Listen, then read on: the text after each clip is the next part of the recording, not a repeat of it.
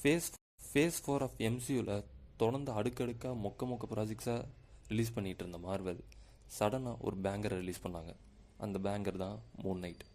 ஆக்சுவலாக அந்த series release ஆன டயத்தில் வந்து நானே அந்த சீரீஸ் வந்து ஒரு எக்ஸ்பெக்டேஷன் இல்லாமல் தான் பார்த்தேன். ஓகே, ஒரு நியூ கேரக்டர் வருது, ஓகே பார்ப்போம் எப்படி எடுத்திருக்காங்கன்னு. உள்ளே உட்காந்து பார்த்தா ஒரு எபிசோடுமே அவ்வளோ இன்ட்ரெஸ்டிங்காக இருந்தது.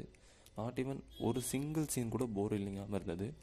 அதாவது அந்த கேரக்டர் டெப்த்தாக இருக்கட்டும், ஸ்டீவன் கிராண்ட் அப்புறம் மார்க் ஸ்பெக்டர் அவருடைய ரிலேஷன்ஷிப், அவங்களுக்கு எப்படி வந்து ஸ்டார்டிங்கில் வந்து 2 பேரும் அடிச்சுக்கிறாங்க, கடைசியில் வந்து போக போக போக அவங்க ஒன்று சேர்ந்து ரீயூனைட் பண்ணி எப்படி இந்த ப்ராப்ளம்ஸில் ஃபேஸ் பண்ணுறாங்க அப்படின்றத வந்து ரைட்டிங்கை அவ்வளோ பெர்ஃபெக்டாக பண்ணியிருந்தாங்க.